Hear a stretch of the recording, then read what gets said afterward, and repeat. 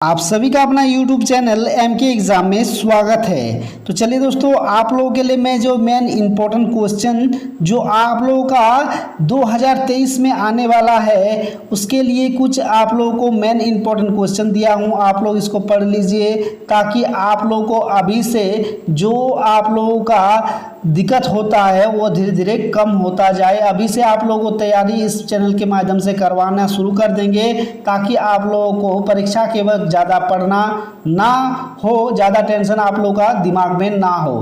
तो आप लोग इस चैनल पर बने रहिएगा ताकि आप लोगों को सभी प्रकार के इंपॉर्टेंट क्वेश्चन जितने भी है मिलता रहे। और अगर आप लोग चैनल को सब्सक्राइब ना किए हैं तो चैनल को जरूर सब्सक्राइब कर लीजिएगा ताकि आप लोगों को सभी प्रकार के जितने भी इंपॉर्टेंट क्वेश्चन है वो मिलता रहे। तो देखिए पहला क्वेश्चन क्या दिया गया है। ये जो आप लोगों का पढ़ाई होगा वो आप लोगों का सोशल साइंस का होगा ताकि आप लोगों को और भी जितने भी विषय है सबका आप लोगों को क्वेश्चन इंपॉर्टेंट क्वेश्चन मिलता रहेगा। तो आप लोग चैनल पर बने रहिएगा और दोस्तों के साथ शेयर भी कर दीजिएगा। तो यहाँ पर जो पहला क्वेश्चन दिया गया है वो इस प्रकार है, देख सकते हैं। पहला क्वेश्चन में आपका दिया है कि राष्ट्रवाद की अवधारणा का जन्म किस घटना से माना जाता है। ठीक है, राष्ट्रवाद की अवधारणा का जन्म किस घटना से माना जाता है। इसका आंसर दे दीजिएगा आप लोग, फ्रांस की क्रांति। फ्रांस की क्रांति जो हुई थी उससे ही राष्ट्रवाद अवधारणा का घटना माना जाता है। नेक्स्ट जो आपका क्वेश्चन दिया गया है वो 2 नंबर आप देख सकते हैं क्या है। फ्रांस की क्रांति के समय फ्रांस में किस प्रकार का शासन था। तो फ्रांस का जो शासन था उस समय राजतंत्र और क्या निरंकुश। ठीक है, निरंकुशवाद। ठीक है, आप लोगों का जो फ्रांस की क्रांति के समय फ्रांस की जो शासन था वह किस प्रकार था, राजतंत्र और निरंकुश। ठीक है, नेक्स्ट जो क्वेश्चन दिया गया है आपका देख सकते हैं 3 नंबर में, वह इस प्रकार है कि फ्रेडरिक चारियू कौन था। ठीक है, तो इसका जो आंसर होगा तो वह हो जाएगा आपका फ्रांसीसी चित्रकार। कौन था, फ्रांसीसी चित्रकार। नेक्स्ट जो क्वेश्चन है आपका, फ्रेडरिक चारियू किस देश से संबंधित था। तो इसका जो आंसर हो जाएगा वह होगा आपका फ्रांस देश से। किस देश से, फ्रांस देश से। 5 नंबर में जो देख रहे हैं आप लोग, ये जो क्वेश्चन दिया गया है वह इस प्रकार है, देख सकते हैं कि एक ऐसे राज्य, स्थान या समाज की कल्पना करना जो इतना आदर्श है कि उसका वास्तव में साकार होना संभव ना हो, क्या कहलाता है। तो इसका आंसर हो जाएगा वो क्या आप कहिएगा, जिसका साकार होना क्या है, संभव नहीं है कह रहा ना, यानी कि आप उसको क्या कर सकते हैं, कल्पना कर सकते हैं ना। तो इसका आंसर दे दीजिएगा आप, कल्पनादर्श हो जाएगा। इसका आंसर हो जाएगा आपका कल्पनादर्श। नेक्स्ट जो क्वेश्चन दिया गया है वह आप इस प्रकार है, देख सकते हैं 6 नंबर का, कि फ्रेडरिक चारियू की 4 चित्र की श्रृंखला में रखे गए सपनों के संसार में कैसे राष्ट्र की कल्पना की गई है। इसका जो आंसर हो जाएगा वह हो जाएगा आपका जनतांत्रिक और सामाजिक गणतंत्र। समझ गए ना, क्या जनतांत्रिक और क्या सामाजिक गणतंत्र। इसका आंसर दे दीजिएगा 6 नंबर का। नेक्स्ट जो आपका क्वेश्चन देख रहे हैं क्या दिया गया है यहाँ पर, जो नेक्स्ट क्वेश्चन है वह है आपका फ्रांसीसी क्रांति के दौरान कलाकार स्वतंत्रता को किस रूप में दर्शाते थे। तो इसका आंसर आप इस प्रकार दीजिएगा कि फ्रांसीसी क्रांति के दौरान कलाकार स्वतंत्रता को किस रूप में दर्शाते हैं, यही बोला है ना। तो इसका आंसर हो जाएगा वह कर दीजिएगा आप, महिला। किस रूप से, महिला के रूप से दर्शाते थे। नेक्स्ट जो क्वेश्चन दिया गया है वह आपका इस प्रकार है, देख सकते हैं कि ऐसे सरकार या शासन व्यवस्था जिसकी सत्ता पर किसी प्रकार का अंकुश नहीं होता क्या कहलाता है। तो आंसर हो जाएगा, देखिए जिसका कोई अंकुश नहीं है उसको हम लोग क्या कहेंगे, निरंकुशवाद।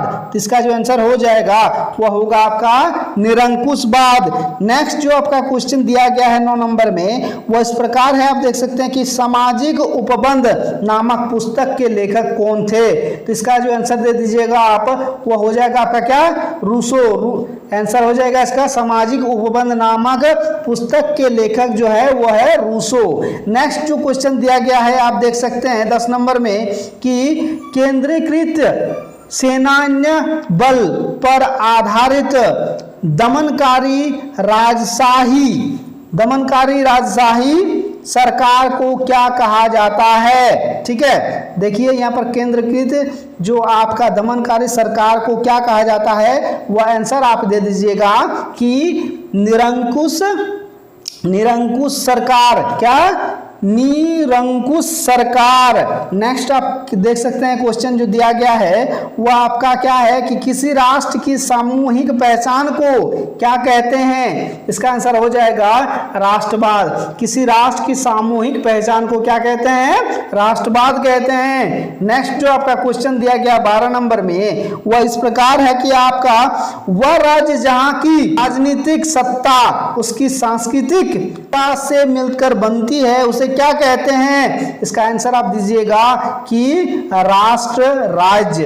देखिए क्वेश्चन क्या कहा गया है, फिर से एक बार पढ़ देते हैं। वह राज्य जहां की राजनीतिक सत्ता उसकी सांस्कृतिक सत्ता से मिलकर बनी है उसे कहते हैं, क्या कहते हैं, राष्ट्र राज्य। नेक्स्ट आपका क्वेश्चन जो दिया गया है वह इस प्रकार है, मासिले किस देश राष्ट्रभक्ति का गीत है। तो इसका जो आंसर दीजिएगा, मासिले किस देश की राष्ट्रभक्ति का गीत है। तो इसका आंसर हो जाएगा फ्रांस का। किस देश का, फ्रांस देश का यह राष्ट्रीय राष्ट्रभक्ति गीत है। नेक्स्ट जो आपका क्वेश्चन है वह इस प्रकार है, आप देख सकते हैं 14 नंबर में कि फ्रांसीसी का भाग्य और लक्ष्य यूरोप के लोगों को किससे मुक्त करना था। यहाँ पर कह रहा है क्वेश्चन कि फ्रांसीसी राष्ट्र का भाग्य और लक्ष्य यूरोप के लोगों को किससे मुक्त कराना था। इसका आंसर हो जाएगा, वो हो जाएगा आपका तानाशाही। किससे,